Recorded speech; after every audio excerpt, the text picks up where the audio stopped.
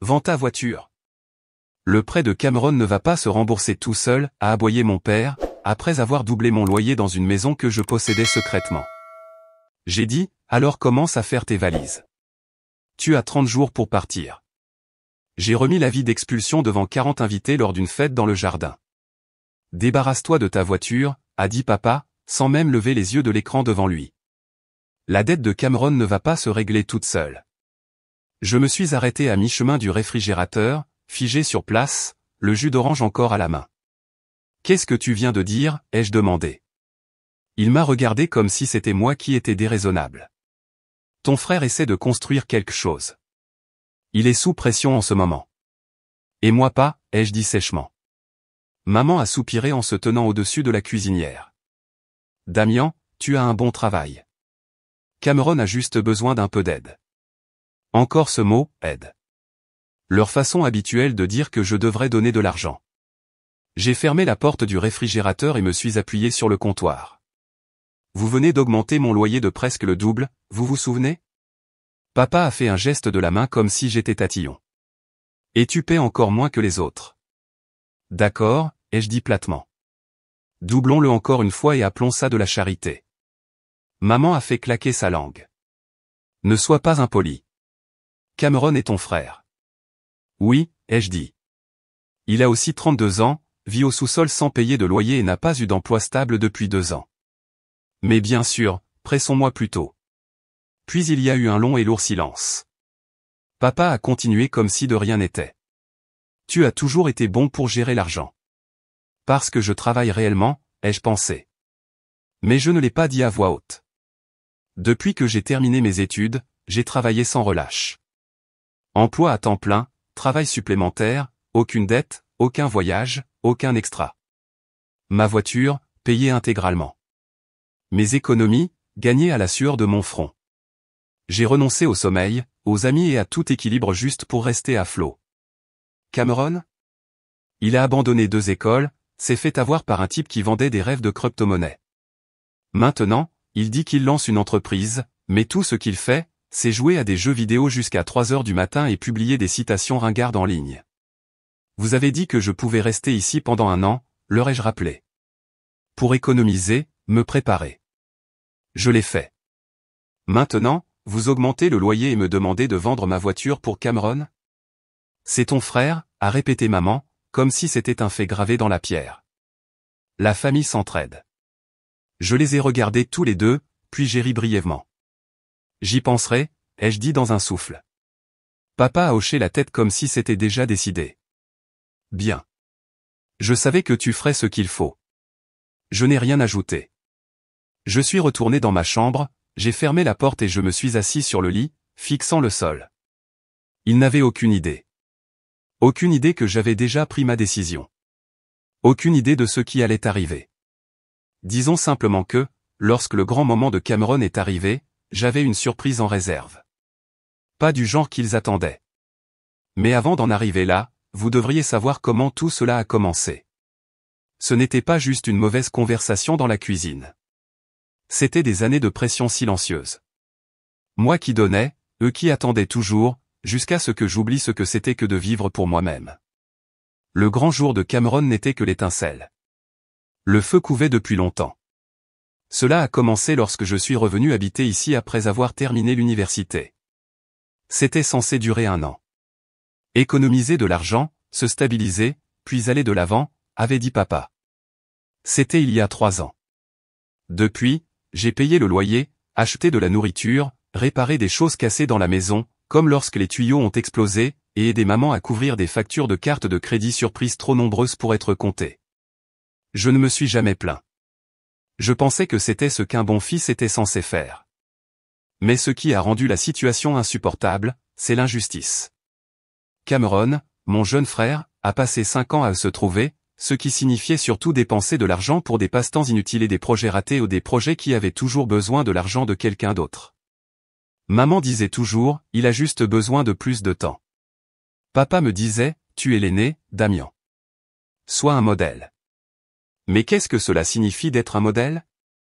Je travaillais 60 heures par semaine au soutien technique. Cameron dormait toute la matinée et publiait de fausses photos de lui en train de travailler dur depuis le canapé avec des hashtags comme mode boulot. Laissez-moi vous décrire la situation. En 2019, Cameron prévoyait de lancer une entreprise de dropshipping. J'ai couvert les frais d'enregistrement de son entreprise et le paiement d'un compte Shopify. En 2020, il a changé d'avis et s'est tourné vers YouTube. Je lui ai acheté une caméra et un microphone, juste jusqu'à ce que l'argent des publicités commence à arriver, m'a-t-il dit. En 2021, tout tournait autour de la crypto-monnaie. Je ne lui ai pas donné un centime cette fois-là. Au lieu de cela, il a emprunté 22 000 $ par le biais d'un prêt personnel. Il a tout perdu en moins de 2 mois. Maintenant, d'une manière ou d'une autre, on attend de moi que je renonce à ma voiture pour l'aider à rembourser le prêt qu'il ne peut pas gérer. Voici ce qui pique le plus, j'ai dit non, et soudain, j'étais le méchant. Un soir, je suis rentré à la maison et j'ai trouvé mes 2 parents assis à la table de la cuisine comme s'ils attendaient de me gronder. Cameron n'est pas comme toi, a dit maman. Il est plus émotif, a-t-elle ajouté. Tu as du travail, une voix solide. Il poursuit quelque chose de plus grand. Oh, je suis désolé, ai-je répondu. Est-ce qu'il a des crises d'urticaire lorsqu'il est question d'emploi? Arrête d'être désagréable, a aboyé papa. Il fait des efforts, mais la pression de sa dette lui donne de l'anxiété. Alors qu'il mette sa console de jeu en gage, ai-je rétorqué. Peut-être que son stress diminuera s'il commence réellement à planifier ses dépenses. Papa s'est levé. Plus de remarques intelligentes et plus de gratuité. J'ai répondu, vous avez augmenté mon loyer de presque le double, alors qu'il ne paie rien. C'est la famille, a dit maman. Moi aussi, ai-je répondu. Ils n'ont rien dit, ils m'ont juste regardé fixement. Après cette nuit-là, les choses ont empiré. J'ai commencé à repérer des signes plus petits. Cameron commandait des plats à emporter sur la carte de crédit familiale. Un colis qui m'était destiné, déchiré et jeté de côté. C'était un nouveau téléphone professionnel. Sa petite amie restait la plupart des nuits. Elle mangeait notre nourriture, se moquait de moi parce que je budgétisais et me traitait de raide parce que je payais réellement pour mes propres affaires. Puis est arrivé le point de rupture. C'était un dimanche. J'essayais de faire une sieste avant un poste de nuit.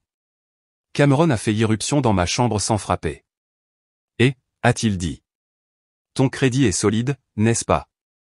Je me suis assis. Pourquoi? Il a ricané comme si c'était évident. Je veux refaire mon prêt. Puis-je emprunter ton nom? J'obtiendrai une meilleure offre. Je l'ai regardé en silence. Il continuait à sourire comme s'il avait demandé une tranche de pain. Tu veux que je sois co-signataire de ton prêt? Juste pour un petit moment, a-t-il répondu. Tu as un excellent crédit. Il n'y a aucun risque. Ce n'est pas comme si tu l'utilisais. Rien à risquer, n'est-ce pas? Je me suis levé, je l'ai dépassé. Je n'ai rien dit. Il m'a suivi. Attends, tu es en colère maintenant? Je n'ai pas répondu. Waouh, a-t-il marmonné. Tu penses toujours être au-dessus de nous, juste parce que tu as de l'argent. Tu nous dois quelque chose. Ce mot est resté gravé. Devoir. Que leur devais-je exactement? Pour m'avoir nourri quand j'étais enfant? Pour m'avoir élevé dans un foyer où l'affection avait des conditions et où les louanges ne venaient que lorsque quelqu'un d'autre tombait plus bas? Ils n'ont pas élevé une personne. Ils ont élevé un portefeuille, une source de financement silencieux sans droit, seulement des devoirs. Quelque chose en moi a basculé cette nuit-là. Pour une fois, je n'étais pas fatigué. J'en avais fini. Je n'ai pas crié. Je ne me suis pas disputé. J'ai juste commencé à faire des plans, lentement et tranquillement, parce que travailler dans le domaine de la technologie m'a appris une chose, la meilleure façon de casser un système, c'est de l'intérieur. Et ma famille? C'était le système. Mon erreur était de penser que j'en faisais partie. Ce n'était pas le cas. J'étais juste la batterie qui le maintenait en vie. Et j'en avais fini de le charger. Cameron avait un grand événement à venir. Il pensait que ce serait plein d'excitation. J'avais autre chose de prévu. 30 jours, une enveloppe, aucun préavis. Mais j'anticipe. Vous comprendrez. Le grand jour de Cameron était censé être un grand moment. Une fête pour révéler sa nouvelle marque. Il a fait des chemises avec un slogan qui n'avait aucun sens. Il a bricolé un kit promotionnel à l'aide de Canva. Il a invité tout le monde dans le jardin comme s'il sonnait la cloche de la bourse. La veille au soir, papa m'a demandé si je pouvais l'aider à installer les haut-parleurs. J'ai dit, non. Tu ne viens vraiment pas, a demandé maman, se tenant dans l'embrasure de ma porte comme si j'étais puni. C'est ton frère. C'est votre mission, ai-je dit. Allez le soutenir. Elle n'a pas aimé ça, mais je m'en fichais désormais. Ils avaient franchi toutes les limites. J'en traçais simplement une nouvelle, une qu'ils ne seraient plus autorisés à franchir. Le matin du rassemblement, j'ai imprimé les documents, je les ai placés dans une enveloppe et j'ai relu chaque page 2 fois. La loi dans notre région prévoit un préavis de 30 jours pour l'expulsion officielle d'un résident. J'ai suivi chaque règle, car si j'allais brûler ce pont, je voulais des preuves en main. À midi, Cameron était déjà dehors, portant des lunettes de soleil et criant des ordres comme s'il dirigeait un film. Où est le son? Qui a préparé la musique, aboyait-il à personne en particulier. Papa se tenait près du grill en retournant de la nourriture. Maman disposait de fausses flûtes à champagne sur une table pliante comme s'il s'agissait d'une fête de célébrité. Je suis resté à l'intérieur, sirotant ma tasse de café au sel sur laquelle était imprimé et solutionneur de problèmes et j'ai observé le chaos dans le jardin à travers la vitre. C'était bien approprié, en fait. J'ai attendu que tous les invités soient arrivés. J'ai attendu que Cameron prenne le devant de la scène avec un microphone que quelqu'un lui avait prêté. Parlant fièrement de la façon dont la persévérance bat le privilège et comment rien de tout cela n'aurait pu se produire sans son équipe. Je suis sorti juste au moment où les gens commençaient à applaudir. Tenant l'enveloppe, je me suis dirigé droit vers lui et la lui étendue. « Qu'est-ce que c'est » a-t-il demandé en souriant. « Une surprise, ai-je dit. Tu as 1 mois. » Il a ri. « 1 mois pourquoi ?» Papa s'approchait déjà, confus. Maman s'est figée, son verre en l'air. Pour partir, ai-je répondu, fort et sûr de moi. Ma voix n'a pas tremblé du tout. La musique s'est coupée. Tu ne parles pas sérieusement, a dit Cameron en ouvrant l'enveloppe. Si, ai-je dit. C'est un document légal. Cet endroit m'appartient. Tu n'es pas un locataire. Tu es un problème, et j'en ai marre de le supporter. Damian. Qu'est-ce que c'est, a aboyé papa. Tu ne peux pas. Je peux, les jeux interrompus. Et je l'ai déjà fait. Vous avez augmenté mon loyer de presque le double. Vous m'avez dit de me débarrasser de ma voiture pour éponger son prêt. Vous avez appelé ça de la justice. Ce n'est pas le moment, a dit maman d'un ton sec. C'est exactement le bon moment, ai-je dit. Parce que je veux que tout le monde entende ceci. Je me suis tourné vers la foule. Voisins, famille, pique-assiette. Pendant 3 ans, j'ai payé le loyer.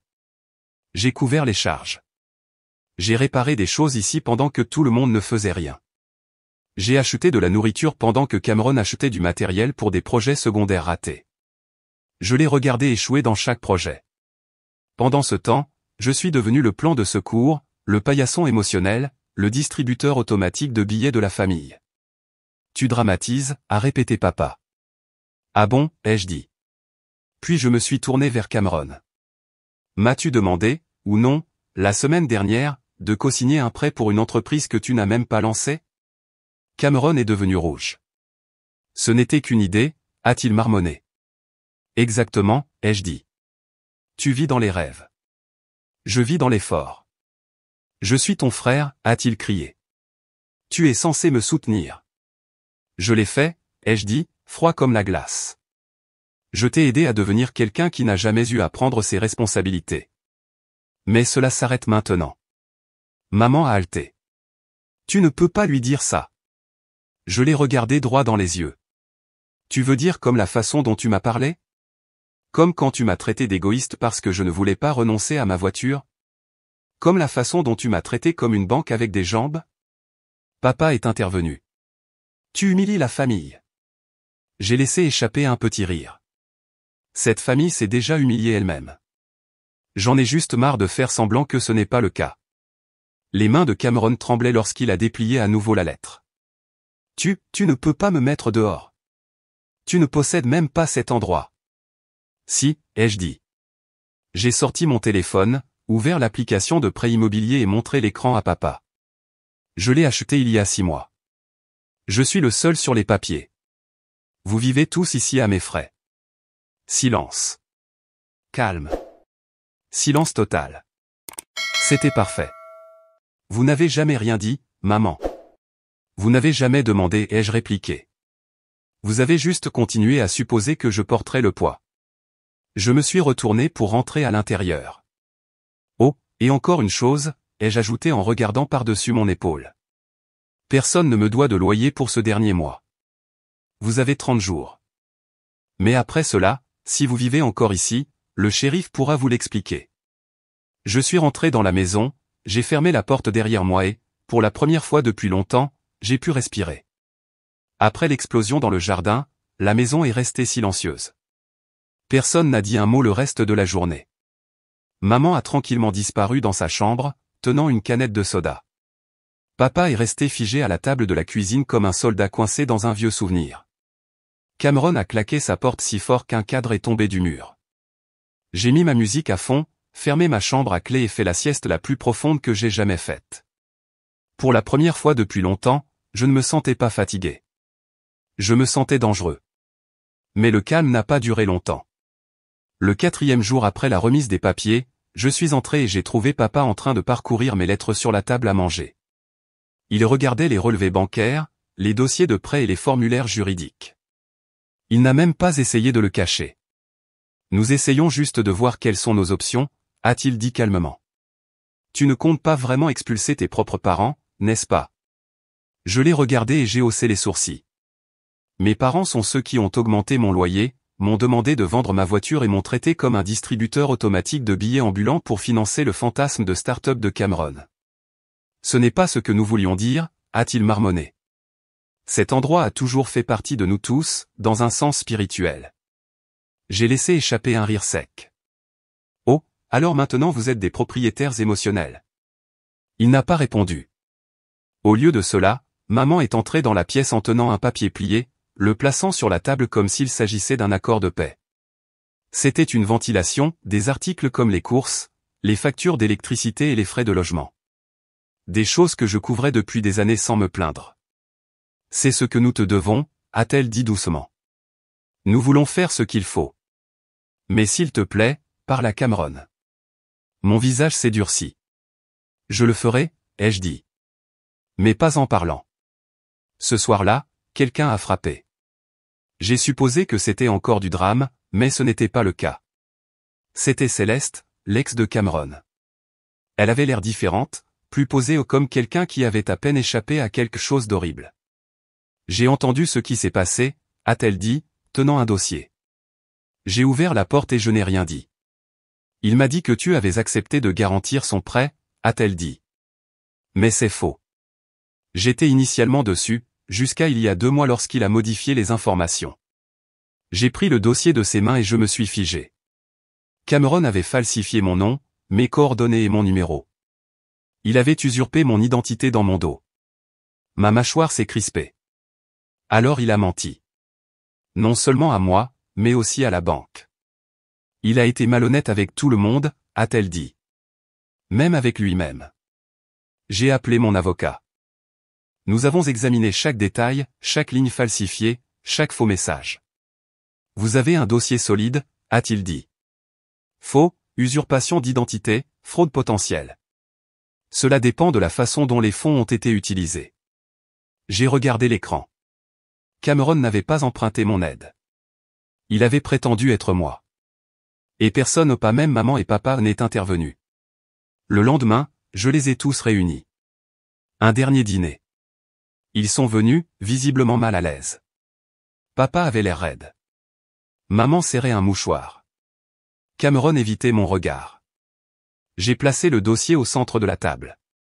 Pas besoin de nourriture, ai-je dit. Cameron, tu as falsifié mon identité pour obtenir ton prêt. Maman a halté. Ce n'est pas possible.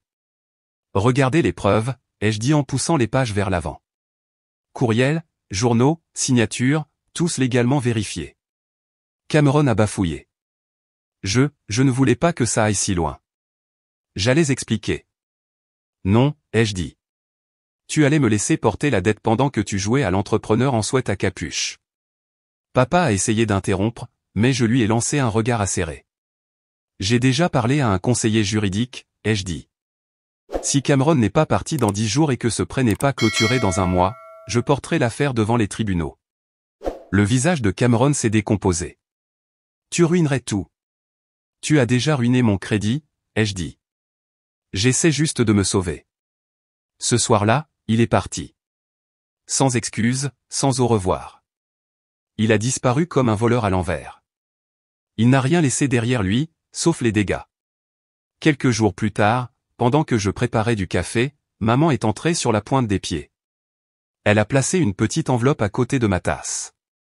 À l'intérieur se trouvait un court message manuscrit, « Nous n'avions pas vu à quel point tu prenais soin de nous. Nous ne demandons pas à être pardonnés, mais maintenant nous comprenons. » Je l'ai lu, plié, je n'ai rien dit. Pas encore. Et juste au moment où je pensais que la poussière était retombée, quelque chose d'autre est arrivé. Une lettre du vrai papier, sans expéditeur indiqué au de Céleste. Je sais que cela peut paraître soudain, écrivait-elle. Mais mon entreprise a un poste vacant à Boston. C'est un poste d'analyste système. Ils offrent une aide au logement. Tu en as probablement assez de réparer les dégâts des autres. Mais il ne s'agit pas de réparer qui que ce soit. C'est ta chance, si tu es prêt à recommencer. Je me suis penché en arrière et j'ai regardé la page. Boston. Une ville où personne ne me connaissait. Personne là-bas ne savait combien j'avais souffert juste pour exister dans la maison que je pensais autrefois être la mienne. J'ai plié le papier et j'ai souri. Ils ont traité ma paix comme si elle était gratuite. Alors j'ai repris tout le reste. Maintenant, j'avais quelque chose que je n'avais pas eu depuis des années, un choix. Et cette fois, c'était le mien. Même maintenant, je l'entends parfois dans ma tête, papa en train de feuilleter des papiers et de gémir pour attirer l'attention, maman utilisant le silence comme un piège, la voix de Cameron criant depuis le couloir, « Tu es censé être là pour moi. Tu es mon frère. » Avant, cela me brisait. Maintenant, cela me rappelle simplement pourquoi je suis parti. 2 semaines après la disparition de Cameron, la maison semblait étrange. Pas paisible, fausse. Comme lorsqu'un orage se termine et que le ciel est trop calme. Mes parents faisaient comme si tout allait bien, mais nous savions tous que ce n'était pas le cas. Ils se déplaçaient autour de moi comme si j'étais une bombe à retardement. Chaque matin, j'entendais des chuchotements. Des chuchotements à propos des factures, des courses et de l'entretien de la maison ou des choses que je gérais tranquillement, à chaque fois. Et cette fois, je les ai laissés gérer la situation. Non par colère, mais parce qu'ils devaient le ressentir. Ressentir ce que c'était quand je n'étais pas là. 3 jours avant la date limite, je suis rentré à la maison et j'ai vu papa sur les marches. Il n'a pas crié. Il n'avait pas l'air en colère. Il avait l'air petit. J'essaie de louer un logement, a-t-il dit doucement. Ils veulent une preuve de revenu. Des pointages de crédit. Ça fait un moment. J'ai hoché la tête. Tu trouveras une solution. Il n'a pas insisté. Il n'a pas joué la carte de la culpabilité. Il n'a pas prononcé le nom de Cameron. C'était la première vraie conversation que nous avions eue depuis des lustres.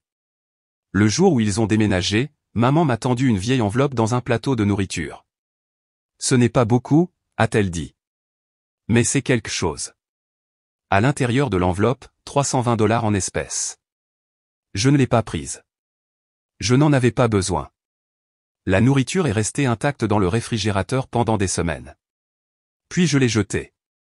Mais le geste est resté gravé en moi. Cameron n'a jamais repris contact.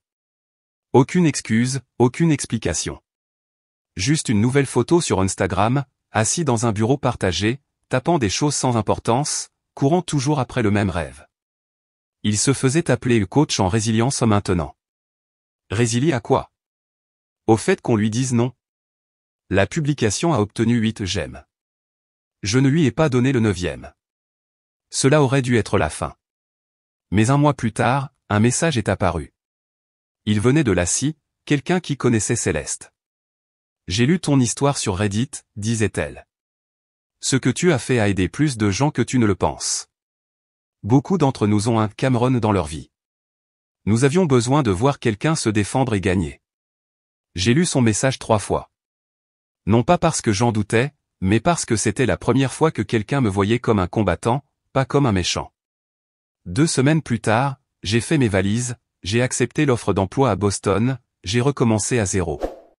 Nouveau travail, nouvel appartement, pas de sensu, pas de culpabilisation, plus de conversations du genre « tu devrais vraiment aider Cameron pendant le dîner ». Et pourtant, parfois, je me surprends à ouvrir mon ancienne application bancaire par habitude, à la recherche d'argent manquant, à attendre une autre demande d'urgence. Mais il n'y a rien. Juste mon propre argent, ma propre vie. C'est à ce moment-là que j'ai compris, ils ne m'ont jamais aimé. Ils aimaient ce que j'étais pour eux. Le fiable, le réparateur, celui qui disait toujours oui, la machine à fric, le parent non rémunéré, la solution de secours. Et quand j'ai cessé de jouer ce rôle, je suis soudainement devenu égoïste, ingrat, méchant. Mais maintenant, assis dans un café de Boston, ordinateur portable ouvert, téléphone silencieux, je ressens enfin ce dont ils avaient le plus peur, la liberté. J'ai remboursé l'hypothèque, vendu la maison, placé l'argent dans des investissements. Je garde une copie de l'avis d'expulsion dans mon tiroir. Non par colère, mais comme un rappel. Dire non n'est pas cruel. Partir n'est pas mal. Les limites sont une question de survie. Les gens me demandent si cela me manque. Les fêtes, les réunions de famille, la proximité. Je leur dis la vérité, ma famille ne me manque pas. Ce qui me manque, c'est ce que je pensais que la famille signifiait. Ce que j'avais ? C'était une dette émotionnelle enveloppée dans une fausse affection. La loyauté avec des conditions. Cela ne me manque pas. Pas le moins du monde. Si vous lisez ceci, si vous êtes leur version de moi, l'aide silencieuse, le soutien discret, celui qui se sacrifie toujours, vous n'êtes pas froid. Vous n'êtes pas brisé. Vous n'avez pas tort. Vous êtes juste épuisé. Et peut-être, juste peut-être, est-il temps de vous accorder la seule chose qu'ils vous ont prise pendant des années, la liberté. Et voici la vérité, personne ne me l'a dit, être le méchant dans leur histoire en vaut totalement la peine si cela signifie que vous devenez enfin le héros de la vôtre.